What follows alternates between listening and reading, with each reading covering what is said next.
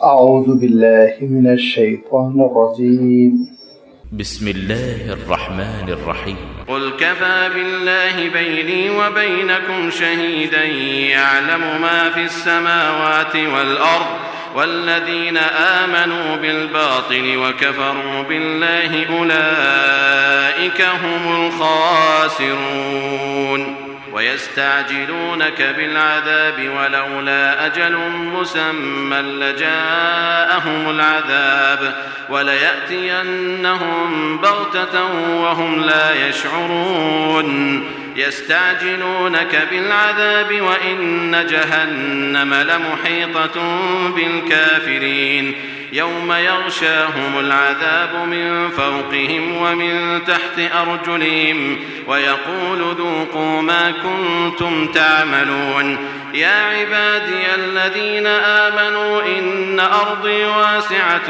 فإياي فاعبدون كل نفس ذائقة الموت ثم إلينا ترجعون والذين آمنوا وعملوا الصالحات لنبوئنهم من الجنة غرفا تجري من تحتها الأنهار خالدين فيها نعم أجر العاملين الذين صبروا وعلى ربهم يتوكلون وكأي من دابة لا تحمل رزقها الله يرزقها وإياكم وهو السميع العليم ولئن سألتهم من خلق السماوات والأرض وسخر الشمس والقمر ليقولن الله فأنى يؤفكون الله يبسط الرزق لمن يشاء من عباده ويقدر له إن الله بكل شيء عليم ولئن سألتهم من نزل من السماء ماء فأحيا به الأرض من بعد موتها ليقولن الله قل الحمد لله بل أكثرهم لا يعقلون صدق الله العظيم. الحمد لله رب العالمين والصلاة والسلام على سيد المرسلين وعلى آله وأصحابه أجمعين أما بعد. سورۃ العنکبوت کا یہ 6واں رکوع ہے جس کی تلاوت ابھی آپ کے سامنے کی گئی. یہ 6واں رکوع 11 آیتوں پر مشتمل ہے. آیت نمبر 52 سے سلسلہ شروع ہو کر 63 پر ختم ہو رہا ہے. ان آیتوں میں اللہ تعالیٰ نے اس سورت کی جو حقیقت ہے، جو مضمون جاری ہے، اسی کا تذکرہ فرمایا جو پچھلی آیتوں میں بھی واضح طور پر ہمارے اور آپ کے سامنے آ چکی ہے کہ ایمان ایک بڑی نعمت ہے. یہ نعمت جب ملتی ہے تو امتحان بھی آتا ہے. یہ نہ تصور کرو کہ لا الہ الا اللہ کہہ دیا اور یہ اعلان کر دیا کہ اللہ کے سوا میرا کوئی معبود نہیں، تو اس اعلان کے بعد آزمائے نہیں جاؤ گے، امتحانات نہیں ہوں گے. ایسا سوچنا یہ غلط ہے. امتحانات آئیں گے، آزمائشیں آئیں گی، اور انہی آزمائشوں میں ایک آزمائش کا تذکرہ آج جو آیتیں پڑھی گئی اس میں آ رہا ہے. آپ چاہے تو اس کو آزمائش کہیں، آپ چاہے تو اس کو قربانی کہیں. اللہ تعالیٰ نے یہ بات ارشاد فرما دی کہ جب کبھی اللہ کے بندوں نے یہ اعلان کیا، نعرہ لگایا کہ اللہ کے سوا کوئی معبود نہیں، تو ان پر مصیبتیں ٹوٹ پڑی. اللہ تعالیٰ نے حضرت نوح علیہ السلام کی جانب اشارہ فرمایا، حضرت ہود علیہ السلام کی جانب اشارہ فرمایا، قوم سمود کا تذکرہ کیا، حضرت صالح علیہ السلام نے سچائی کی دعوت دی، کیا حالات ہوئے، فرعون کا بھی تذکرہ کیا کہ حضرت موسیٰ علیہ السلام کے لیے وہ کیسا امتحان بنا، کیسی آزمائش بنا۔ لیکن اللہ تعالیٰ کے نیک بندے جنہوں نے ایمان قبول کیا تھا، جن کے اندر استقامت تھی، وہ جمے رہے، ثابت قدم رہے، اللہ تعالیٰ پہ بھروسہ کرتے رہے، انہوں نے کبھی غیر اللہ پہ بھروسہ نہیں کیا، انہوں نے کبھی یہ نہیں سمجھا کہ ان کی قوم ان کو بچا لے گی، حکومت ان کو بچا لے گی، یہاں تک کہ ذہانت بچا لے گی، ہوشیاری بچا لے گی، حکمت عملی بچا لے گی، نہیں، اللہ تعالیٰ۔ اور اللہ تعالیٰ ارشاد فرماتا ہے جو سمجھتے ہیں کہ اللہ سے ہٹ کے بھی کچھ سہارے ہیں، حکومت سہارا ہے، ٹیکنالوجی سہارا ہے، اور دولت سہارا ہے، قبیلہ خاندان یہ سہارا ہے، تو اللہ تعالیٰ ارشاد فرماتا ہے کہ ان کی مثال مکڑی جیسی ہے، جو مکڑی جالا بنتی ہے، لیکن آپ جانتے ہیں تارے عنکبوت کتنا کمزور ہوتا ہے کہ انگلی کی ایک مار سے، ایک چوٹ سے وہ ٹوٹ جاتا ہے، تنکے سے اس کو آپ صاف کر سکتے ہیں۔ لہذا اللہ تعالیٰ ارشاد فرماتا ہے کہ جو غیر اللہ کو سہارا سمجھتا ہے اس کی مثال ایسے ہی ہے جیسے کہ مکڑی جس نے اپنے لیے ایک گھر بنایا، جالا تیار کیا، اور اس جالے کو ایسا گھر سمجھتی ہے جو اس کے لیے سردی گرمی میں کام آئے گا، دشمنوں سے اس کو بچائے گا۔ اللہ تعالیٰ ارشاد فرماتا ہے کہ دنیا میں جتنے آشیانے بنائے جاتے ہیں ان میں سب سے کمزور، سب سے بودا وہ مکڑی کا ہوتا ہے، لیکن مکڑی اپنے گھر پر خوش ہے، مکڑی اپنے گھر پر مطمئن ہے، بھروسہ کیے ہوئے ہے۔ لہذا مثل الذین اتخذوا من دون اللہ اولیاء کمثل العنکبوت اتخذت بیتا وان اوہن البیوت لبیت العنکبوت۔ اللہ تعالیٰ ارشاد فرماتا ہے کہ سب سے کمزور گھر مکڑی کا ہے، لیکن وہ تو خوش ہے، وہ سمجھ رہی ہے کہ میرے لیے بڑا سہارا ہے۔ فرمایا ان اللہ یعلم ما یدعون من دونہ من شیء، اللہ سے ہٹ کر جن چیزوں کو تم پکارتے ہو، کارساز سمجھتے ہو، حمایتی سمجھتے ہو، کام بنانے والا سمجھتے ہو، سب کمزور سہارے ہیں، ان کی کوئی حقیقت نہیں۔ اس کا ایک فیصلہ آ جائے، بڑی بڑی حکومتیں ختم، اس کا ایک فیصلہ آ جائے، بڑی بڑی طاقتیں سپر ڈال دیں۔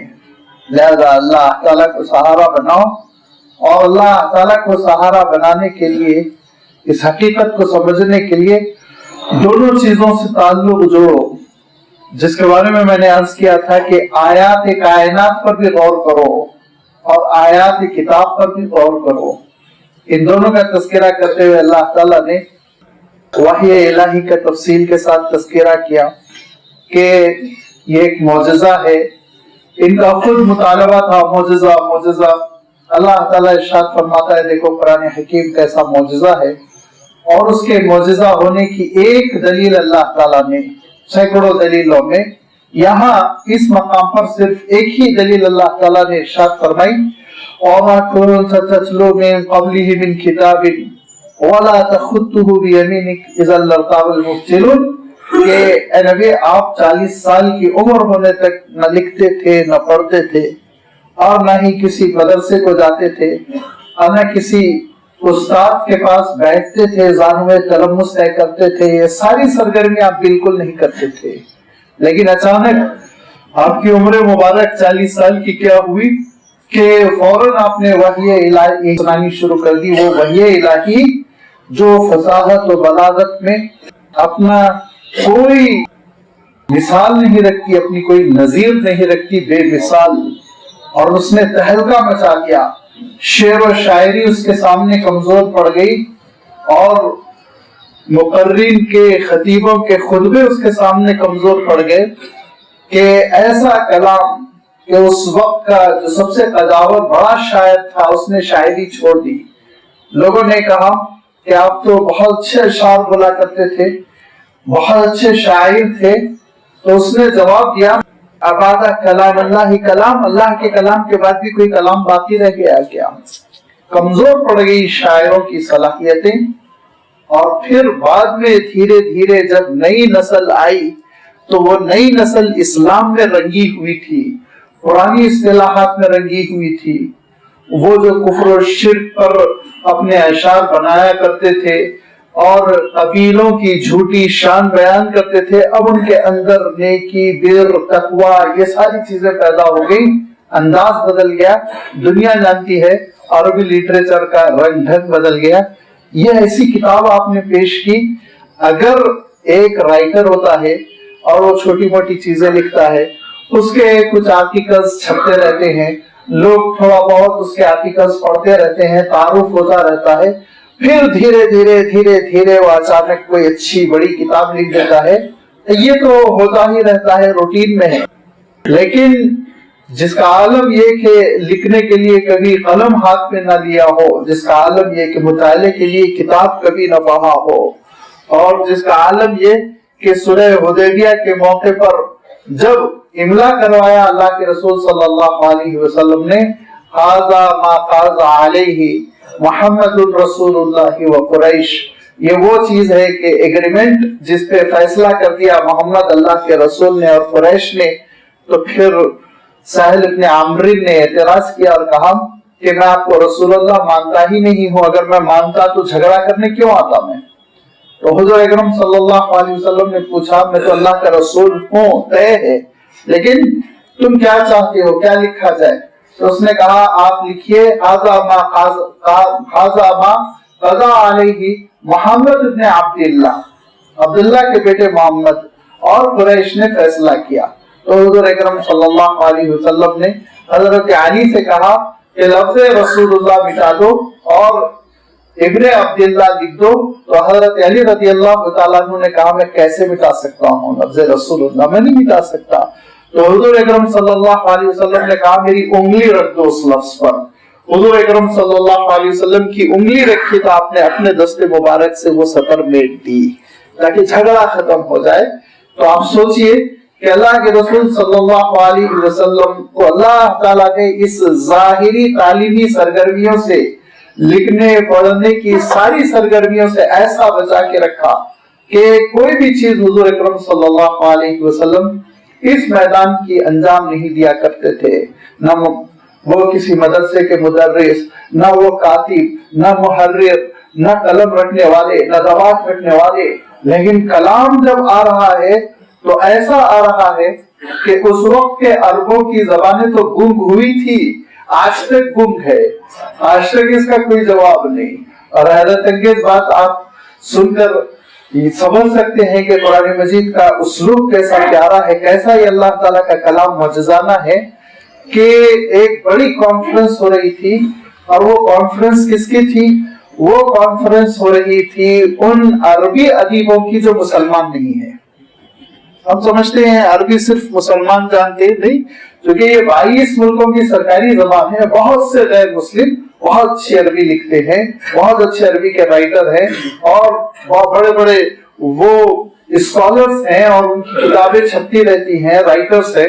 لہذا ان کی ایک کانفرنس ہو رہی تھی, اور اس کانفرنس میں نمایاں شخصیت جو سمجھی جاتی ہے وہ امین الریحانی نامی عیسائی رائٹر کی, جس کی کتابیں بہت پڑھی جاتی ہے, بہت بڑا ادیب سمجھا جاتا ہے, امین الریحانی. تو اس میں عام طور پر لوگوں نے یہ شکایت کی کہ ہماری کتابوں کی پذیرائی نہیں ہوتی, ہماری کتابیں مقبول نہیں ہوتی. مسلم ادیبوں کی کتابیں بہت مقبول ہوتی ہیں, بہت بازار میں چلتی ہیں. اس میں تعصب ہے, مسلمانوں کا تعصب ہے. امین الریحانی نے یہ کہا جو عیسائی ہے اور عیسائیت پر مرا, مسلمان نہیں ہوا, وہ یہ کہتا ہے نہیں ایسی بات نہیں, ہمارا اسلوب اتنا متاثر نہیں ہوتا ہے, ویسا بھلا پیارا اچھا نہیں ہوتا جیسے کہ مسلمان ادیبوں کا ہوتا ہے. تو لوگوں نے پوچھا اس کا سبب کیا ہے؟ اس کا سبب کیا ہے کہ ہم اتنی اچھی عربی نہیں لکھ پا رہے ہیں جتنی اچھی مسلمان ادیب لکھ رہے ہیں. ہم عربک میڈیم سے پڑھ رہے ہیں, ہم عرب قسم کی محنت کر رہے ہیں, نسلی طور پر عرب ہے, لیکن مسلم ادیبوں جیسی عربی ہم کیوں نہیں لکھ پا رہے ہیں؟ سبب بتائیے. تو امین الریحانی کہتا ہے اس کا سبب یہ ہے, اس کا سبب یہ ہے کہ وہ قرآن پاک پڑھتے ہیں, تم قرآن پاک نہیں پڑھتے. یہ عیسائی کہہ رہا ہے, مسلمان بھی کہہ رہا ہے. اس کا سبب یہ ہے کہ وہ قرآن پاک پڑھتے ہیں, تم قرآن پاک نہیں پڑھتے ہو. قرآن مجید پڑھنے کی وجہ سے ان کی زبان میں جو نکھار آتا ہے, جو خوبصورتی آتی ہے, وہ تمہاری زبان میں نہیں آ پاتی. میں وہ مشورہ دیا اس نے, میں نئی نسلوں کو مشورہ دیتا ہوں کہ کلام پاک کی تلاوت کریں, اس سے زبان بڑی خوبصورت ہوتی ہے. اتنی اعلیٰ درجے کی کتاب آپ سوچئے جو 1500 سال بعد جس کے آگے غیر مسلم سر جھکا رہا ہے, وہ ایک امی نبی پر نازل ہو رہی ہے. اللہ تعالیٰ ارشاد فرماتا ہے, نبی اگر آپ لکھنے پڑھنے کے سرگرمیوں کے حامل ہوتے, اذن لارتاب المبطلون, یہ شک و شبہ کرتے, یہ کہتے کہ یہ تو لکھنے کے شروع سے عادی ہے, مضامین لکھ رہے ہیں, اور یہ تو شروع سے املا کرا رہے ہیں, یہ تو شروع سے پڑھا رہے ہیں, زبان کے استاد ہیں, تو انہوں نے ایک کتاب پیش کر دی, کوئی بات نہیں. لیکن یہ ساری سرگرمیوں سے اللہ تعالیٰ نے آپ کو بچا کر, اور انسانی دنیا میں سے کسی کو آپ کا استاذ نہیں بنایا, اور استاذ بنا تو پھر رحمان ہی استاذ بنا آپ کا. رحمان سے آپ نے اللہ کا کلام لیا, اور پھر اللہ کے کلام کو جب لوگوں کے سامنے پیش کیا تو دنیا مبہوت رہ گئی, دنیا سکتے میں رہ گئی. ایسا خوبصورت کلام, ایسا جامع کلام, بامانہ کلام, اتنا مستحکم اسلوب. تو قرآن پاک کے معجزہ ہونے کی جو کئی دلیلیں ہیں, ان میں سے ایک ہی دلیل کا یہاں پر اللہ تعالیٰ نے تذکرہ فرمایا, اور بھی بعض دلیلیں ہیں جو مختلف مقامات پر بیان کی گئی. یہاں اللہ تعالیٰ ارشاد فرماتا ہے, بل ہوا آیات بینات فی صدور الذین اوتوا العلم, علم والوں کے لیے قرآن پاک کی آیتیں تو نشانیاں ہی نشانیاں, معجزات ہی معجزات ہے, ایک لسٹ ہے یہ معجزات کی. لیکن وما یشہد بآیاتنا الا الظالمون, ظالم ہماری آیتوں کا اعتراف نہیں کرتے, اور انکار کرتے رہتے ہیں, مخالفت کرتے رہتے ہیں. اللہ تعالیٰ ارشاد فرماتا ہے, نبی بس آپ کے لیے یہ کافی ہے کہ اللہ تعالیٰ نازل کر رہا ہے, آپ یہ کلام لیں اور پھر لوگوں تک پہنچاتے رہیں, اور اس میں ایمان لانے والوں کے لیے بڑی رحمتیں ہوں گی. وہ رحمتیں ان کو دنیا میں بھی ملیں گی, وہ رحمتیں ان کو آخرت میں بھی ملیں گی. اس کے بعد فرمایا, قل کفا باللہ بینی و بینکم شہیدا, میرے اور تمہارے درمیان اللہ تعالیٰ کی گواہی اور شہادت کافی ہے. اے نبی آپ کہیے, قل کفا باللہ بینی و بینکم شہیدا, اللہ تعالیٰ میرے اور تمہارے درمیان گواہ ہے, اور اس کی گواہی ہمارے اور تمہارے لیے کافی ہے. اللہ تعالیٰ کی گواہی, اللہ تعالیٰ خود کہہ رہا ہے میں کلام نازل کر رہا ہوں. تو پھر اس کے بعد اے نبی کوئی انکار کرے تو آپ کا دل چھوٹا نہیں ہونا چاہیے, چھوڑیے ان کو. یعلم ما فی السماوات والارض, وہ تو آسمانوں میں جو کچھ ہے اس سے بھی واقف ہے, زمین میں جو کچھ ہے اس سے بھی واقف ہے. والذین آمنوا بالباطل وکفروا باللہ اولئک هم الخاسرون. گھاٹے میں کون ہے؟ اللہ تعالیٰ ارشاد فرماتا ہے, جو باطل پر, جھوٹ پر یقین رکھتے ہیں, وَكَفَرُوا بِاللَّهِ, اور اللہ کا اور اس کی نعمتوں کا انکار کرتے ہیں, وہ اصل گھاٹے میں ہے, بہت گھاٹے میں ہے. اتنے گھاٹے میں ہے کہ دنیا خود, تاریخ خود بتا دے گی وہ کتنے گھاٹے میں ہے, اور پھر آخرت میں بھی پتا چلے گا. ابھی تو ان کا عالم یہ ہے, وَيَسْتَعْجِلُونَكَ بِالْعَذَابِ, یہ عذاب کے لیے جلدی کر رہے ہیں. حضور اکرم صلی اللہ علیہ وسلم نے جب اس حقیقت سے ان کو آگاہ کیا کہ اللہ تعالیٰ کا دین حق ہے, اس کو اختیار کرو, اگر چھوڑو گے تو پھر تم عذاب کی شکار ہو جاؤ گے, تو انہوں نے کہا ٹھیک ہے عذاب پیش کیجئے, ذرا ہم عذاب دیکھنا چاہتے ہیں. اور عذاب کی جلدی کرتے ہوئے ان کا عالم یہ ہوا تھا کہ غزوہ بدر کے موقع پر جبکہ حضور اکرم صلی اللہ علیہ وسلم مکہ مکرمہ کے اس قافلے کو روکنا چاہ رہے تھے جو ہتھیار لے کر واپس ہو رہا تھا ملک شام سے. اس موقع پہ بدر کے مقام پر ایک زبردست معرکہ ہو گیا, اور مکے کے لوگوں کو اطلاع ملی کہ آپ صلی اللہ علیہ وسلم قافلے کو روکنے والے ہیں. تو پھر انہوں نے زبردست جنگ کی تیاری کی جوش میں, اور یہ سمجھ رہے تھے اب تو ہم چھٹی کر دیں گے, ختم کر دیں گے مدینے والوں کو. لہذا نکلتے ہوئے ابو जहल ने हरम शरीफ के दरवाजे के पास खड़े होकर गिलाफे काबा पकड़कर दुआ की और ये कहा कि अल्लाहुम्मा इन काना हाज़ा हुवल हक़ मिन इंदिक व अमतिर अलैना हिजारतम मिनस समा। अल्लाह, अगर बात वही है जो मोहम्मद कह रहे हैं वही सच है तो मेरे ऊपर तो पत्थरों की बारिश करके मुझे हलाक कर दे। लिहाजा पत्थरों की बारिश हुई और वो हलाक हो गए, पत्थर मार मार के उनकी कब्र बनाई गई। आप जानते हैं अबू जहल जब मर गया मैदान में, बदर के मैदान में, तो उसको गाड़ने का मसला था तो लोग गाड़ने के लिए तैयार नहीं हुए, तो रेगिस्तान में एक मकाम पर डाल के ऊपर पत्थर फेंके गए और पत्थरों का अंबार लग गया, तो उसको कब्र तस्वुर करते हुए चले गए, खत्म किस्सा। तो ये खुद उसकी अपनी बद्दुआ उसके हक में कबूल हो गई। लिहाजा अल्लाह ताला इरशाद फरमाता है, इन नादानों का आलम ये है कि वे यस्ताजिलूनका बिल अज़ाब, आपसे अजाब का मुतालबा कर रहे हैं, जल्दी करते हुए, जल्दी मचाते हुए कह रहे हैं कि ऐ नबी, नबी तो खैर वो नहीं कहते थे, मोहम्मद सल्लल्लाहु अलैहि वसल्लम अजाब पेश कीजिए, हम देखना चाहते हैं। लेकिन अल्लाह ताला इरशाद फरमाता है कि ये नादान है, परवरदिगार रहमान है। वलौला अजलुन मुसम्मल लजाअहुमुल अज़ाब, अल्लाह ताला का एक निजाम है, एक मोहलत है, और वो मोहलत जब तक अल्लाह ताला ने मुकद्दर फरमा दी उस वक्त तक अजाब नहीं आएगा। वलौला अजलुन मुसम्मा, अगर तयशुदा वक्त न होता, लजाअहुमुल अज़ाब, इनकी बदकारियां इतनी है, बदअमलियां इतनी है कि इन पर अजाब आ गया होता। लेकिन अल्लाह ताला की हिकमत है और उसने मोहलत दे रखी है, वक्त तय कर दिया है, वक्त आने के बाद फिर अजाब आएगा। और वो वक्त क्या होता है? वो वक्त होता है कि जब मुखालिफिन नबी का काम तमाम करने के लिए मैदान में चलते हैं तो मोहलत खत्म हो जाती है। वलयातियन्नहुम बग़ततन वहुम ला यशऊरून, अजाब आने से पहले नोटिस थोड़ी आएगी कि 3 दिन बाद अजाब आ रहा है, ऐसा अचानक आएगा, समझ नहीं सकेंगे। वलयातियन्नहुम, और वो अजाब उनके पास आएगा बग़ततन, अचानक, वहुम ला यशऊरून, और वो महसूस भी नहीं कर सकेंगे, उनको शऊर भी नहीं होगा, अजाब धमकेगा। यस्ताजिलूनका बिल अज़ाब, वो अजाब के लिए नबी आपके सामने जल्दी मचाते हैं। और अजाब के लिए क्या जल्दी मचा रहे हैं? कर ले रंगरेली जितनी जिंदगी में, और जितना मौज करना है कर ले, मौत के बाद तो फिर तय है। व इन्न जहन्नम लमुहीततुन बिल काफिरीन, जहन्नम तो काफिरों को घेरे हुए है, छूट के जा नहीं सकते। इनकार की रविश की वजह से, कुफर की वजह से जहन्नम से इनको बहरहाल दो चार होना है। यौमा यग़शाहुमुल अज़ाबु मिन फ़ौक़िहिम, और फिर वो दिन क़यामत ऐसा होगा कि अजाब को वो देखेंगे कि उनके ऊपर से भी आ रहा होगा, वो मिन तहती अर्जुलिहिम, उनके पैरों तले से भी आ रहा होगा। और कितनी मुसीबतें होंगी क़यामत की और मैदान हशर की हौलनाकी। उन्हीं हौलनाकियों में हुजूर अकरम सल्लल्लाहु अलैहि वसल्लम एक हौलनाकी का और एक अजाब का, आप चाहे तो कहें एक मुसीबत का तज़किरा फरमाते हैं और इरशाद फरमाते हैं कि ऐसा पसीना होगा, ऐसा पसीना होगा कि किसी के तो पैरों तले होगा, किसी के टखनों तक होगा, किसी के घुटनों तक होगा, किसी की कमर तक होगा, किसी के सीने तक होगा।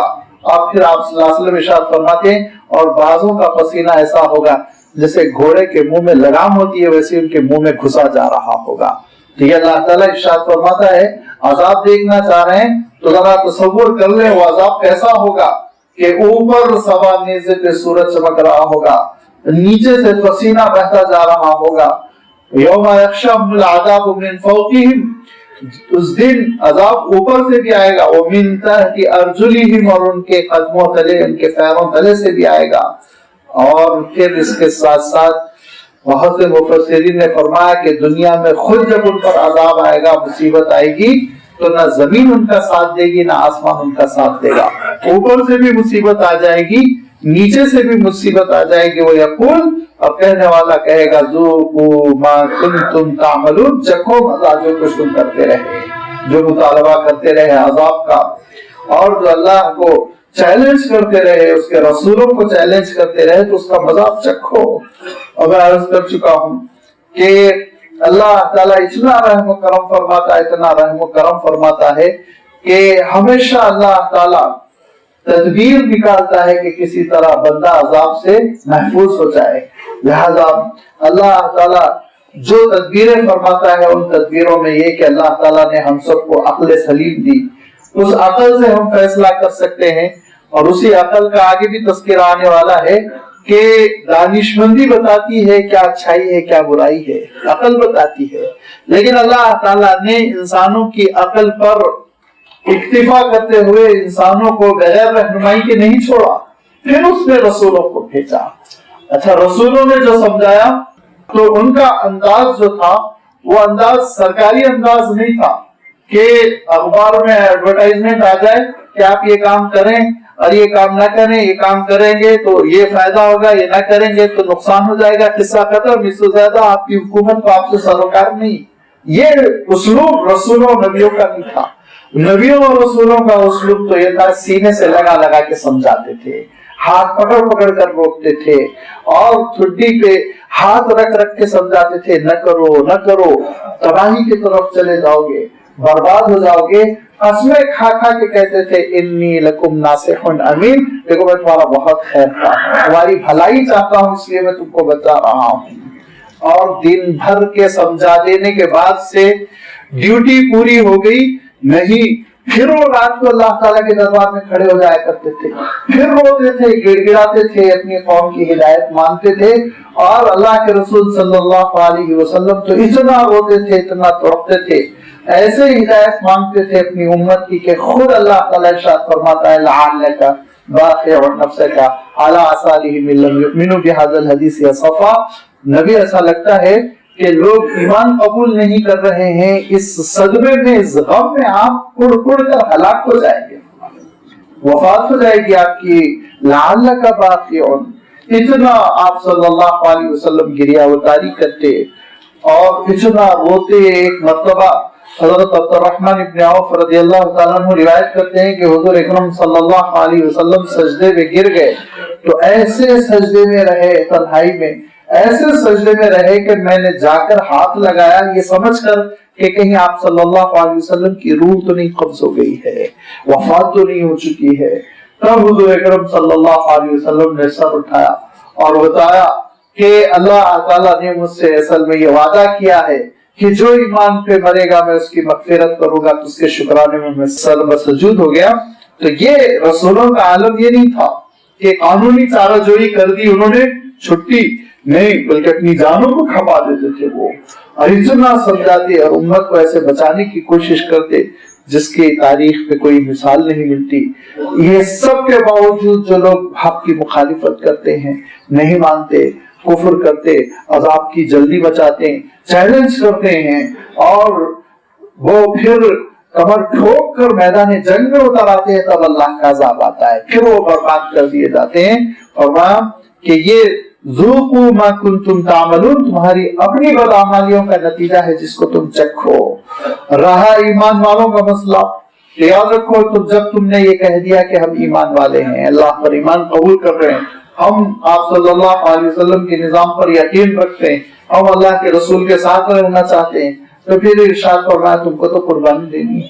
قربانی دینی ہے، قربانی جو ہے یہ شرط اول ہے. اور جب مصیبتیں آزمائشیں آئیں گی تو اس پر استقامت، یہ ہے استقامت نجات کا راستہ، ترقی کا راستہ، سعادت کا راستہ. تو یہ نہیں سمجھنا چاہیے کہ بس ہم نے کہہ دیا، اعلان کر دیا کہ ہم مسلمان ہیں، ہم ایمان والے ہیں، اس کے بعد قصہ ختم. اللہ تعالیٰ ارشاد فرماتا ہے ایسا نہیں ہے. جب تم یہ کہو گے ربی اللہ، میرا رب اللہ ہے، اس کی پوری ربوبیت کا تم اعتراف کر کر غیر اللہ سے منہ موڑ لو گے تو آزمائشیں آئیں گی. اس موقع پہ جو ثابت قدم رہے گا، ان الذین قالوا ربنا اللہ ثم استقاموا، پھر وہ جب جم جائیں گے آزمائشوں میں، پھر کامیابیوں کے دروازے کھلیں گے. اور انہی آزمائشوں میں جو انبیاء علیہ الصلوۃ والتسلیم اور نیک اللہ کے عبادت گزار بندوں کی تاریخ میں روز اول سے پیش آ رہی ہے، وہ آزمائش ہے ہجرت کی آزمائش، وطن چھوڑ دینا. یا عبادی الذین آمنوا، اے میرے بندو جنہوں نے ایمان قبول کیا، ان ارضی واسعۃ، میری زمین بہت لمبی چوڑی ہے، مختصر چھوٹی سی زمین میں نے نہیں بنائی. فَإِيَّايَ فَاعْبُدُونِ، صرف میری عبادت کرنا، صرف میری عبادت کرنا. ایسا نہ ہو زمین کے تقاضوں کی وجہ سے، وطن کے تقاضوں کی وجہ سے میری عبادت چھوڑ کر کسی اور کی بھی عبادت کرو، اس کی کوئی اجازت نہیں ہے. اللہ تعالیٰ دوسرے مقام پہ ارشاد فرماتا ہے کہ فرشتے آئیں گے روح قبض کرنے کے لیے تو پوچھیں گے کہ اللہ کو چھوڑ کر جھوٹے خداؤں کو کیوں تم پکارتے تھے، جبکہ تم کو تو معلوم ہو گیا تھا کہ یہ جھوٹے خدا ہیں. تو انسان کہے گا کلچر تھا، ملک کا تقاضا تھا، سرکاری نوکری تھی، وندے ماترم پڑھنا ضروری تھا، نوکری چھوٹنے کا ڈر تھا. تو فرشتے اسی وقت کہیں گے اللہ کی زمین لمبی چوڑی تھی، ملک چھوڑ کر کیوں نہیں گئے تم؟ ملک چھوڑ کر جانا تھا. جب ابراہیم علیہ السلام کو وہاں کے رہنے والوں نے مجبور کیا کہ وہ ملک کے قانون کو اپنائے تو حضرت ابراہیم علیہ السلام نے زمین چھوڑ دی، نکل گئے کلدان سے کنعان کی طرف عراق سے سفر کیا اور لمبا چوڑا سفر کرتے ہوئے ملک شام کی طرف پہنچ گئے. حضرت موسیٰ علیہ السلام کو فرعون نے پریشان کیا، حضرت موسیٰ علیہ السلام نے چھوڑ دیا مصر کو، مصر کی متمدن زندگی کو، مہذب شہر کو، کھاتی پیتی زندگی کو، گھروں کو اور تجارتوں کو، سب کو چھوڑ کر نکل گئے حضرت موسیٰ علیہ السلام. اور صحرا میں حضرت موسیٰ علیہ السلام نے اقامت فرمائی، وہی وفات پا دی، وہی وفات کی حضرت موسیٰ علیہ السلام کی صحرا میں وفات ہوئی. لہذا یہ انبیاء علیہ السلام کی جو تاریخ ہے ہجرتوں کی، ان ہجرتوں کی تاریخ میں حضور اکرم صلی اللہ علیہ وسلم کی ہجرت تو بہت منفرد ہے، بہت منفرد ہے. حضور اکرم صلی اللہ علیہ وسلم نے صرف اپنا محبوب وطن نہیں چھوڑا، یاد رکھیے، اپنے بچپن کا گھر نہیں چھوڑا، اپنے ماں باپ کی یادگاریں نہیں چھوڑی، اپنی جوانی کی یادیں نہیں چھوڑی، کیونکہ حضور اکرم صلی اللہ علیہ وسلم وہ سرزمین چھوڑ رہے ہیں جو دنیا کی سب سے مقدس ہے، دنیا کی سب سے مقدس ہے. مکہ مکرمہ کی سرزمین اللہ کے رسول صلی اللہ علیہ وسلم چھوڑ کر جا رہے ہیں. کیوں؟ اس لیے کہ اللہ کی عبادت ہو، اللہ کے سوا کسی کی عبادت نہیں ہوگی. مکہ والوں نے مجبور کیا کہ یہاں رہنا ہے تو آپ کو ہمارے ساتھ کمپرومائز کرنا ہوگا، ہمارے ساتھ کمپرومائز کرنا ہوگا اور ہمارے کلچر کو آپ چھیڑ نہیں سکتے. یہ ایسے ہی رہے گا، یہ پوجا جاری رہے گی، یہ دندوت جاری رہے گا، یہ جھوٹے خداؤں کو نذرانے جاری رہیں گے. حضور اکرم صلی اللہ علیہ وسلم نے فرمایا یہ مجھ سے نہیں ہو سکتا، تم سے اس معاملے میں کوئی کمپرومائز نہیں ہوگا. قُلْ يَا أَيُّهَا الْكَافِرُونَ لَا أَعْبُدُ مَا تَعْبُدُونَ، جس کو تم پوچھتے ہو میں زندگی میں نہیں پوچھ سکتا. لہذا جب انہوں نے تحیہ کر لیا کہ آپ صلی اللہ علیہ وسلم کو شہید کر دیا جائے تو حضور اکرم صلی اللہ علیہ وسلم مکہ مکرمہ سے روانہ ہو گئے. آج حاجیوں سے پوچھئے، جب حاجی یا پھر وہ زائرین جو عمرے کے لیے جاتے ہیں، عمرہ کر کے جب واپس ہوتے رہتے ہیں، کتنا دل پر بوجھ رہتا ہے، صدمہ رہتا ہے کہ اتنی پیاری فضاؤں کو ہم چھوڑ کر واپس جا رہے ہیں. تو یہ تو ہمارا وطن ہی نہیں تھا، نہ پاسپورٹ وہاں کا ہے، نہ اقامت وہاں کی ہے، تو ہم گئے ہی تھے 15 دن کے لیے. لیکن اللہ کے رسول صلی اللہ علیہ وسلم جن کا وطن تھا، جن کی جائیداد وہاں پر تھی، جن کا آبائی گھر وہاں پر تھا، اور پھر حضور اکرم صلی اللہ علیہ وسلم سے زیادہ حرم کی حرمت سے کون واقف ہوگا؟ آپ اندازہ کیجئے کہ حضور اکرم صلی اللہ علیہ وسلم کے ہی صدقے میں تو حرم کا تعارف ہم کو اور آپ کو ملا. حضور اکرم صلی اللہ علیہ وسلم جانتے تھے میرے جد امجد حضرت ابراہیم نے اس کی بنا کیسے رکھی تھی. حضور اکرم صلی اللہ علیہ وسلم جانتے تھے کہ اس گھر کی تعمیر کا مقصد کیا تھا، پیغام کیا تھا. یہ سب جانتے ہوئے اللہ کے رسول صلی اللہ علیہ وسلم مجبور ہوئے ہجرت پر. تو پھر دھیرے دھیرے مکہ مکرمہ سے روانہ ہو گئے، اور مکہ مکرمہ کی بستی سے جب اللہ کے رسول صلی اللہ علیہ وسلم باہر نکل آئے تو سیرت کی کتابوں میں یہ روایت ہے کہ پلٹ کر ڈبڈباتی ہوئی آنکھوں کے ساتھ، آنسو بھری آنکھوں کے ساتھ آپ حرم کو دیکھتے اور کہتے کہ اے حرم، خدا کی قسم میں تجھے چھوڑ کر جانے والا نہ تھا، لیکن میرے دین کے ساتھ یہ لوگ رہنے نہیں دیتے، لہذا میں ایسے عزیز ملک کو چھوڑ دوں گا جس کی فضیلتیں طے شدہ ہے، اس ملک کو میں چھوڑ دوں گا اللہ کے دین کے لیے. اللہ کے دین کے لیے یہ نہیں ہو سکتا کہ حرام کام انسان کرتا چلا جائے، ناجائز کام انسان کرتا چلا جائے اور الزام رکھ دے حکومت پر، الزام رکھ دے مینجمنٹ پر، الزام رکھ دے سرکار پر اور یہ کہے کہ ہم کو مجبور کیا گیا تھا تو ہم نے کر لیا. نہیں، چھوڑ دے، وطن چھوڑ دے. اب آپ اندازہ کر لیجئے کہ جب حرام کام کے لیے، شرک کے لیے، اللہ کی نافرمانی کے لیے مکہ مکرمہ جیسا وطن چھوڑا جا سکتا ہے تو نوکری کیوں نہیں چھوڑی جا سکتی ہے؟ گھر کیوں نہیں چھوڑا جا سکتا ہے؟ محلہ کیوں نہیں چھوڑا جا سکتا ہے؟ صرف یہ کہیں گے کہ پوش کالونی میں رہنا، اور بچے چاہے مرتد بن جائیں، بچے چاہے دہریے بن جائیں، اسلام سے نکل جائیں، لیکن ہم تو رہیں گے ایسے ہی کالونی میں. کیا ضروری ہے؟ کیا تو دنیا سلم میں گزر جائے، زندگی سلم میں گزر جائے؟ اصل تو آخرت ہے، قربانی تو دینی ہوگی. قربانی دیں گے تبھی تو پتا چلے گا کہ واقعتاً ایمان کے تقاضوں پر بندہ جمع ہوا ہے کہ نہیں ہے. لہذا یا عبادی الذین آمنوا ان ارضی واسعۃ، دیکھو میری زمین لمبی چوڑی ہے، کہیں بھی چلے جانا، لیکن فإیایا فاعبدون، عبادت صرف میری کرنا. یاد رکھو کبھی کبھی تم کو خود ملک کی عبادت، زمین کی عبادت اور یہ ساری چیزوں کی عبادت کی دعوت دی جائے گی، لیکن مجھے بہت افسوس ہوتا، بہت حیرت ہوتی ہے، لیکن میں بہت زیادہ بدزن نہیں ہوں، ذرا اردو کی کمزوری ہے کہ ہم بس اوقات کہتے ہیں کہ مسلمان بھی وطن پرست ہوتا ہے. لا حول ولا قوت الا باللہ، مسلمان سوائے اللہ پرست کے اور کسی کی پرستش نہیں کرتا، کبھی وطن پرست نہیں ہوتا، محب وطن ہوتا ہے، وطن سے محبت کرتا ہے، لیکن وطن پرست نہیں ہو سکتا. وطن پرستی ہرگز نہیں، حرام ہے، کفر، شرک ہے. ہم اللہ کی ذات میں زمین کو نہیں ملا سکتے. اللہ کی ذات میں زمین کو، وہ ادنا مخلوق جو ہمارے پیروں تلے روندی جاتی، وہ اللہ کے ساتھ شریک تھوڑی ہو جائے گی. زمین کی تھوڑی پوجا کریں گے، ملک کی تھوڑی عبادت کریں گے. عبادت تنہا اللہ کی، محبت ملک سے کریں گے، محبت اہل ملک سے کریں گے، احترام قانون کا کریں گے، لیکن عبادت صرف اللہ کی ہوگی. اسی لیے ہمارے شاعر نے، علامہ اقبال نے خوب کہا تھا کہ یہ دور ایسا آ گیا ہے، علاقائیت پسندی بہت آ چکی ہے، عصبیتیں، انسان پھر جاہلیت کی طرف دھیرے دھیرے لوٹ کر گیا. اور حضور اکرم صلی اللہ علیہ وسلم کی آمد سے پہلے جو دنیا کا منظرنامہ تھا، آپ دیکھیں گے تقریباً یہ جاہلیت جدیدہ میں وہی منظر ہمارے اور آپ کے سامنے آ گیا.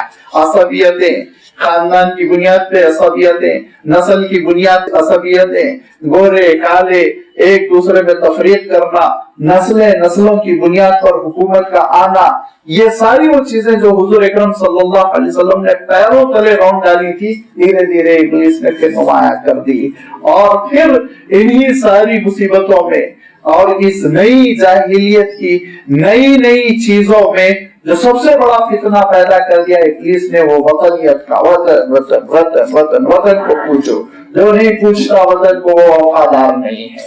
وفاداری اس کو نہیں کہتے.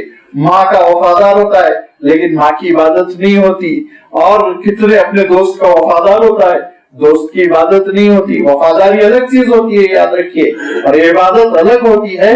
اسی لیے شاعر نے کہا تھا، ان تازہ خداؤں میں بڑا سب سے وطن ہے، جو پیرہن ہے اس کا وہ مذہب کا کفن ہے. جو پیرہن ہے اس کا وہ مذہب کا کفن ہے. ختم ہو جاتا ہے اسلام جب وطن پرستی آ جاتی ہے. وطن کی پرستش آ گئی تو اسلام ختم ہو گیا. اسلام وہی ختم ہو گیا. اسلام تو توحید کی بنیاد پر قائم ہے. پرستش صرف اللہ کی ہوگی، عبادت صرف اللہ کی ہوگی، اور باقی محبت سب سے ہوگی، اس کی ساری مخلوق سے ہوگی. وطن سے محبت ہوگی، کنبے سے محبت ہوگی، خاندان سے محبت ہوگی، سوسائٹی سے محبت ہوگی. یہ ایک الگ چیز ہے محبت کرنا. لیکن اللہ تعالیٰ ارشاد فرماتا ہے، جس دن تمہارے اندر وطن پرستی آ گئی اور تم نے وطن کو اللہ کے ساتھ شریک کر لیا، تو پھر یاد رکھو اس دن سے تمہارا دین دھیرے دھیرے ختم ہو گیا. یا عبادی الذین آمنوا، اے ایمان والے بندو، اے میرے وہ بندو جنہوں نے ایمان قبول کیا، میری زمین لمبی چوڑی ہے. فإیایا فاعبدون، صرف اور صرف میری عبادت کرو. کل نفس ذائقۃ الموت، موت سے تم کو دوچار ہونا ہے. قصہ ختم، نہ وطن رہ جائے گا نہ کچھ رہ جائے گا، صرف کفن رہ جائے گا، وہ بھی تھوڑے دنوں میں سڑ گل جائے گا. لہذا ہوگا کیا، ثم الینا ترجعون، میرے پاس لوٹ کر آؤ گے تو کیا منہ دکھاؤ گے کہ وطن کے لیے نمازیں چھوڑی تھی، وطن کے لیے اللہ کے احکام کو چھوڑے تھے، وطن کے لیے حلال و حرام کی تمیز کو چھوڑی تھی، لہذا اس موقع پہ تم منہ دکھانے کے قابل نہیں رہ جاؤ گے۔ لیکن اگر ایمان کے تقاضوں پر جم جاؤ، والذین آمنوا وعملوا الصالحات لنبوئنہم من الجنۃ غرفا تجری من تحتہا الانہار خالدین فیہا، جو ایمان والے ہوں گے اور نیکیوں کے ساتھ میرے دربار میں حاضر ہوں گے تو ہم ان کو ایسے جنت میں ٹھکانے دیں گے جو بالا خانوں کی شکل میں ہوں گے، غرفاً اونچے اونچے کمرے ہوں گے، تجری من تحتہا الانہار جس کے نیچے سے نہریں بہ رہی ہوں گی، خالدین فیہا ہمیشہ ہمیشہ اس میں رہیں گے۔ نعم اجر العاملین، اجر کرنے والوں کے لیے، نیک کام کرنے والوں کے لیے، عمل کرنے والوں کے لیے تو ہمارے پاس بہت اجر ہے، بہت اجر ہے۔ اور اس اجر کو اللہ تعالیٰ نے ارشاد فرمایا کہ بیان کرنا، تھوڑا بہت تو بیان کیا گیا لیکن پوری تفصیل پیش کر دینا تمہارے خود امکان میں نہیں ہے کہ تم اس کو سمجھ لو۔ بس فرمایا لکم فیہا ما تشتہی انفسکم، جس چیز کی تم خواہش کرو گے وہ تم کو ملے گا۔ الذین صبروا، لیکن کس کے لیے؟ جو ثابت قدم ہوں آزمائشوں میں، امتحانوں میں، مخالفتوں میں ثابت قدم رہے۔ اکثر لڑکے پوچھ رہے ہیں، نوجوان کمپنی میں یہ کہہ رہے ہیں فلاں کام کرو، حرام کام ہے اور ناجائز کام ہے، اگر نہیں کریں گے تو نوکری چھوٹنے کا ڈر ہے، تو لازمی بات یہی تو امتحان ہے۔ آپ نوکری کو اہمیت دیتے ہیں، جنت کو اہمیت دیتے ہیں، اب آپ فیصلہ آپ کریے۔ اگر آپ چاہتے ہیں جنت کے راستے پر چلنا زیادہ ہے تو نوکری چھوڑ دیجئے۔ ہو سکتا آپ کو 1 لاکھ ملتا تھا، دوسری جگہ آپ کو 25,000 ہی ملے، 20,000 ہی ملے، لیکن یاد رکھیے کہ اس آزمائش سے گزریں گے تبھی اللہ تعالیٰ کی جانب سے پھر فیصلے ہوں گے مقبولیت کے۔ صحابہ نے یہ فیصلے کیے، انہوں نے وطن کو چھوڑا، ہجرت کی، کاروبار کو چھوڑ دیا، ترقی یافتہ زندگیوں کو چھوڑ دیا، پھر اللہ تعالیٰ نے دھیرے دھیرے ان کا کام بنایا، قربانی تو لی لیکن پھر اس کے بعد سے اللہ تعالیٰ نے ان کی مدد فرمائی۔ حضرت صہیب رومی وہ مکہ مکرمہ جب آئے تھے تو بڑے کمزور نہتے، غریب اور روم کے تھے، بڑی محنت سے انہوں نے مکہ مکرمہ میں مقام بنایا، بڑی محنت سے، بہت محنتی تھے، اور اللہ تعالیٰ نے ٹیکنیک ایسی دی تھی کہ لوہا ان کے ہاتھ پر موم تھا، بہترین تلواریں، بہترین ہتھیار، بہترین شلٹر وہ بناتے، بڑی آمدنی، اور اس سے بہت زبردست قسم کا ایک سرمایہ تیار کیا، ایک پونجی تیار کر لی، اور پھر حضور اکرم صلی اللہ علیہ وسلم ہجرت پر روانہ ہو گئے۔ اکیلے دل نہیں لگ رہا ہے، اور ایک طرف دکان ہے، ایک طرف دولت ہے، لہذا سوچا دکان تو ہم قربان کر دیں۔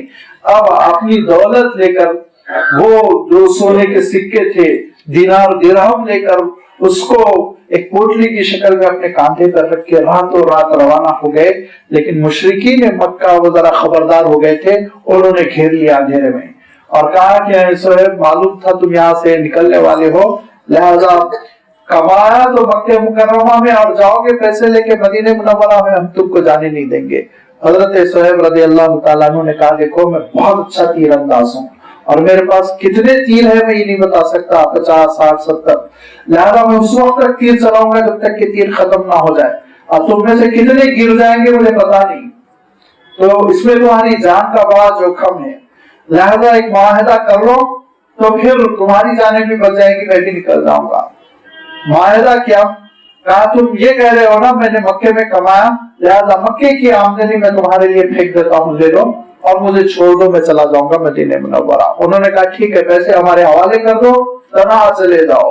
پورے پیسے حضرت صہیب رومی نے ان کے منہ پہ پھینک دیے، تنہا بغیر زاد سفر کے مکہ مکرمہ سے نکل کر، آج کا آپ جانتے ہیں سفر بہت آسان ہے، اس زمانے کا سفر تصور کیجئے، نہ ہوٹلیں نہ اور راستے میں کوئی آرام کے ذرائع، تنہا چلتے ہوئے حضرت صہیب رومی مدینہ منورہ پہنچے ہفتوں کے سفر کے بعد۔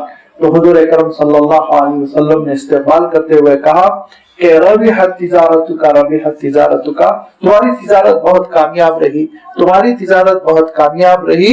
تو حضرت صہیب نے بتایا کہ ہاں اللہ کے رسول، میں نے سب کچھ قربان کر دیا آپ کی صحبت کے لیے، دین کے لیے، اسلام کے لیے۔ اسی لیے اللہ تعالیٰ نے اشارہ فرمایا کہ وَالَّذِي يَشْرِي نَفْسَهُ ابْتِغَاءَ مَرْضَاتِ اللَّهِ، جس نے اپنے مال کا، اپنی جان کا سودا کیا صرف اللہ کی خوشنودی کے لیے۔ حضرت صہیب رومی پہنچ گئے، پھر اس کے بعد سے مدینہ منورہ میں محنت شروع کی۔ تو عالم یہ ہوا کہ پھر محنت کرتے کرتے جب عہد فاروقی میں جب آپ کی وفات ہوئی تو 4 کروڑ دینار پھر وراثت میں چھوڑ کر گئے۔ اللہ تعالیٰ عطا فرمایا، راستے کھولا مہاجرین کے، لیکن قربانی شرط ہے، یاد رکھیے قربانی شرط ہے۔ قربانی اگر نہیں دیں گے ہم، اور پھر اس کے بعد سے اللہ تعالیٰ نے جو آگے ارشاد فرمایا وَعَلَىٰ رَبِّهِمْ يَتَوَكَّلُونَ، اللہ پر بھروسہ اگر نہیں ہوگا تو پھر لازمی بات ہے اسلام نکھر کر نہیں آئے گا اور ایمان کے تقاضوں پر عمل نہیں ہوگا۔ اللہ تعالیٰ ارشاد فرماتا ہے الَّذِينَ صَبَرُوا وَعَلَىٰ رَبِّهِمْ يَتَوَكَّلُونَ، جو ثابت قدم رہیں گے اور اللہ تعالیٰ پر بھروسہ کرتے رہیں گے تو پھر ان کے لیے راہیں کھولے گا۔ اے بندے مومن کیوں مایوس ہوتا ہے؟ تو ذرا غور تو کر، وَكَأَيٍّ مِّن دَابَّةٍ لَا تَحْمِلُ رِزْقَهَا، کتنے چوپائے ہیں جو اپنا رزق کو اٹھائے نہیں پھرتے۔ تم تو صبح نوکری کے لیے جاتے ہو، ٹفن ساتھ لے جاتے ہو، کیریئر ساتھ لے جاتے ہو، تم کو تو یقین ہی نہیں ہے، لیکن اللہ تعالیٰ ارشاد فرماتا ہے کتنے چوپائے ہیں لا تحمل رزقها، وہ اپنی پیٹھ پہ اپنا رزق لے کے نہیں پھرتے، لیکن اللہ تعالیٰ ان کا رزق ان کو پہنچاتا رہتا ہے۔ اللہ تعالیٰ ان کو ان کا رزق ایسے پہنچاتا ہے کہ حضور اکرم صلی اللہ علیہ وسلم ارشاد فرماتے ہیں ذرا گھونسلوں میں پرندوں کو دیکھو، صبح جب وہ اپنے آشیانے سے نکلتے ہیں تو ان کا پیٹ سے چمٹا ہوا ہوتا ہے، وہ 14 اور 15 16 گھنٹے کے فاقے کے بعد نکلتے ہیں۔ کھانا پینا شام میں جو 5 بجے انہوں نے بند کر دیا تو اب صبح سورج نکلنے تک، روشنی ہونے تک وہ اپنے گھونسلے سے نہیں نکلتے۔ تو فرمایا کہ صبح جب نکلتے ہیں تو ان کے پیٹ چپکے ہوئے ہوتے ہیں، شام جب آتے ہیں تو ان کے پیٹ پھولے ہوئے ہوتے ہیں، پیٹ بھر کے وہ کھانا کھا چکے ہوتے ہیں۔ اللہ تعالیٰ ان کے رزق کا انتظام کرتا ہے، اللہ تعالیٰ ان کے رزق کا انتظام کرتا ہے۔ میں اکثر کہتا ہوں کہ سمندر میں جو بلو ویل ہوتی ہے بہت بڑی مچھلی ہوتی ہے، اللہ تعالیٰ نے اس کی غذا بڑی بڑی مچھلیوں کی شکل میں نہیں رکھی، اس کی پسندیدہ غذا جو ہے وہ انگلی بھر کی مچھلی ہوتی، چھوٹی چھوٹی۔ تو اس کے معنی یہ کہ اس کو ایک نوالے کے لیے 1,00,000-1,50,000 مچھلیاں چاہیے اور سمندر میں ان کی کمی نہیں پڑتی۔ وہ جو چھوٹی مچھلیاں ہوتی ہیں وہ اتنی بھاری مقدار میں ہوتی ہے، پورے مل کے جب سفر کرتے ہیں کروڑوں تو پورے سمندر کے پانی میں چھا جاتے ہیں وہ بالکل، اور ان سے پھر ویل مچھلی اپنا پیٹ بھرتی ہے۔ اللہ تعالیٰ نے سب کے رزق کا انتظام کر رکھا ہے۔ اللہ یرزقھا، ان چوپایوں کو اللہ تعالیٰ رزق دیتا ہے تو تم کو کیوں نہیں دے گا؟ وَإِيَّاكُمْ، تم کو بھی دے گا، تم کو بھی رزق دے گا، تم کو رزق سے محروم نہیں رکھے گا۔ اپنے رزق کے لیے تم دین سے کمپرومائز نہ کرو، دین کو نہ چھوڑو۔ یاد رکھو اللہ تعالیٰ رزق دے گا اور اچھے انداز میں دے گا، عزتوں کے ساتھ دے گا، وہ رحم و کرم کے ساتھ دے گا، وہ سمیع العلیم، وہ سننے والا، علم رکھنے والا ہے۔ وَلَئِن سَأَلْتَهُمْ مَنْ خَلَقَ السَّمَاوَاتِ وَالْأَرْضَ وَسَخَّرَ الشَّمْسَ وَالْقَمَرَ، اللہ تعالیٰ ارشاد فرماتا ہے پوچھو اس پوری دنیا کے دنیا والوں سے، دنیا میں رہنے والوں سے، کس نے پیدا کیا آسمانوں کو، کس نے پیدا کیا زمین کو، کس نے پیدا کیا چاند کو، کس نے پیدا کیا سورج کو؟ سب کہیں گے وہی مالک، اوپر والا، آسمان والا۔ لَيَقُولُنَّ اللَّهُ، وہ کہیں گے اللہ۔ فَأَنَّىٰ يُؤْفَكُونَ، کہاں پھرے جا رہے ہو؟ جو اتنے بڑے سورج کو، جس سورج میں ہماری جیسی ہزاروں نہیں لاکھوں دنیایں سما سکتی ہیں، اتنے بڑے سورج کو جلنے کے لیے جو گیس دے رہا ہے تو میرے اور آپ کے پیٹ کے بھرنے کے لیے غذا کیوں نہیں دے گا؟ ذرا سوچئے۔ وہ پروردگار، وہ خالق، وہ مالک، اس کا عالم یہ ہے کہ اسی نے ساری کائنات پیدا کر دی۔ وَلَئِن سَأَلْتَهُمْ، اگر آپ ان سے پوچھیں گے کس نے پیدا کیا آسمانوں کو، کس نے پیدا کیا زمین کو، کس نے کنٹرول میں کر دیا سورج کو، کس نے کنٹرول میں رکھا چاند کو، لَيَقُولُنَّ اللَّهُ، تو وہ ضرور کہیں گے اللہ۔ تو پھر کہاں پھرے جا رہے ہو؟ اللہ یبسط الرزق لمن یشاء من عباده ویقدر له۔ اب غربت اور امیری کا جو مسئلہ ہے یاد رکھو، یہ اللہ تعالیٰ کا نظام ہے، بعضوں کو دے کر آزماتا ہے، بعضوں سے لے کر آزماتا ہے، بعض کو امیر بناتا ہے، بعض کو غریب بناتا ہے تاکہ دنیا کا نظام چلے۔ اور پھر ارشاد فرمایا کہ اگر یہ نظام نہ ہو، یہ حکمت نہ ہو تو یہ دنیا نہیں چلے گی، بہت بغاوت پیدا ہو جائے گی، سب ایک دوسرے سے بے نیاز ہو جائیں گے۔ اللہ ہی رزق کو پھیلاتا ہے جس کے لیے چاہے اپنے بندوں میں سے، وَيَقْدِرُ لَهُ، اور جس کے لیے چاہے وہ تنگی کر دیتا ہے۔ ان اللہ بِكُلِّ شَيْءٍ عَلِيمٌ، ہر چیز سے وہ واقف ہے، لہذا وہ جانتا ہے کس کو دینا ہے، ہر چیز سے وہ واقف ہے، لہذا وہ جانتا ہے کس کو نہیں دینا ہے، وہ جانتا ہے۔ لہذا وہ جب دینے آیا تو اس نے عربوں کو پیٹرول دیا، خوب پیٹرول دیا، ہم ان کی بڑی شکایت کرتے ہیں، لیکن وہ پیٹرول کی سڑی ہوئی نالی ہمارے پاس پہنچی ہوئی تو ہمارا عالم یہ ہے کہ شادیوں میں ناچتے ہوئے ہار لے کے ہم سڑکوں پر آ گئے، تھوڑی سی دولت میں، چھوٹی چھوٹی ملازمتوں میں ہم اتنے بے قابو ہو گئے، تو اگر پیٹرول ہم کو دیتا تو کتنے باقی بنتے، ذرا سوچئے، وہ جانتا ہے کس کو کیا دینا ہے۔ دیتے ہیں قد حذف ادقار دیکھ کر، شاعر نے کہا کہ مشروب جو ڈالا جاتا ہے تو پیالہ دیکھ کر ڈالا جاتا ہے، آپ عطر کی شیشی لے جائیں گے تو لازمی بات ہے اس میں دودھ تھوڑی ڈالا جائے گا، دودھ کا پیالہ لے جائیں گے تو اس میں عطر تھوڑی ڈالا جائے گا، جیسا ہمارا ظرف ہے ویسا اللہ تعالیٰ دیتا ہے۔ لہذا ارشاد فرمایا کہ ان اللہ بکل شیء علیم، ہر چیز سے واقف، وہ جانتا ہے کس کو دینا ہے کس کو نہیں دینا ہے۔ وَلَئِن سَأَلْتَهُم مَّن نَّزَّلَ مِنَ السَّمَاءِ مَاءً فَأَحْيَا بِهِ الْأَرْضَ مِن بَعْدِ مَوْتِهَا، یہ پورا نظام جو چلا ہوا اللہ تعالیٰ نے کائنات کا، بارش برستی ہے اور پھر پانی سے زمین میں جان پیدا ہوتی ہے اور پھر اس سے سبزہ اگاتا ہے، کون کرتا ہے؟ اور اگر آپ پوچھیں ان سے کون آسمان سے پانی برساتا ہے اور اس کے ذریعے سے زمین میں زندگی دیتا ہے جبکہ وہ بے جان ہو چکی ہوتی ہے، لَيَقُولُنَّ اللَّهُ، تو وہ کہیں گے اللہ، اللہ کے سوا اور کوئی نہیں، قُلِ الْحَمْدُ لِلَّهِ۔ تو پھر اے نبی آپ کہیے، جب مجبوری کے ساتھ اللہ کا اعتراف کرتے ہو تو میں خوشی کے ساتھ کرتا ہوں، میں کہتا ہوں کہ اللہ ہی کی تعریف ہے، اسی کا شکر، اسی کی حمد و ستائش، بل اکثرهم لا یعقلون، لیکن اکثر لوگ عقل سے کام نہیں لیتے۔ عقل کا تقاضا تو یہ ہے کہ اس عقل سے ہم اپنے حقیقی مستقبل کو سمجھیں، ہم آخرت کو سمجھیں، لیکن ہم اس عقل کو استعمال کرتے ہیں دنیا کی چھوٹی چھوٹی باتوں میں پوری طرح 100%، اور اخروی معاملات میں اس عقل کو ہم استعمال نہیں کرتے۔ اور اپنے آخری سفر کے بارے میں تیاری کے سلسلے میں ہم اپنے اس عقل کو استعمال نہیں کرتے۔ اللہ کے رسول صلی اللہ علیہ وسلم ارشاد فرمایا کرتے تھے کہ عقل مند، دانش اور ہوشیار آدمی وہ ہے جو آخرت کی تیاری کر لے، موت کے بعد والے حالات کی تیاری کر لے، اور بیوقوف وہ ہے، نادان وہ ہے جو اس دنیا کی زندگی میں مست مگن ہو کر اس دنیا سے گزر جائے۔ لہذا عقل کا تقاضا یہ ہے کہ ہم ان حقیقتوں کو سمجھیں، جسم کی زندگی کے ساتھ روح کی زندگی کو سمجھیں، دنیا کی حقیقت کے ساتھ آخرت کی حقیقت کو سمجھیں اور اس کی تیاری کریں، تب پھر ہم نے وہ عقل مندی کا ثبوت دیا۔ اسی چیز کو اللہ تعالیٰ ارشاد فرماتا ہے، دنیا کتنی عارضی ہے، کیسے گزرتی ہے، آگے اس حقیقت کو اللہ تعالیٰ نے بیان فرمایا۔ انشاءاللہ آئندہ اتوار اس کی وضاحت آپ کی خدمت میں رکھی جائے گی۔ وآخر دعوانا ان الحمد للہ رب العالمین۔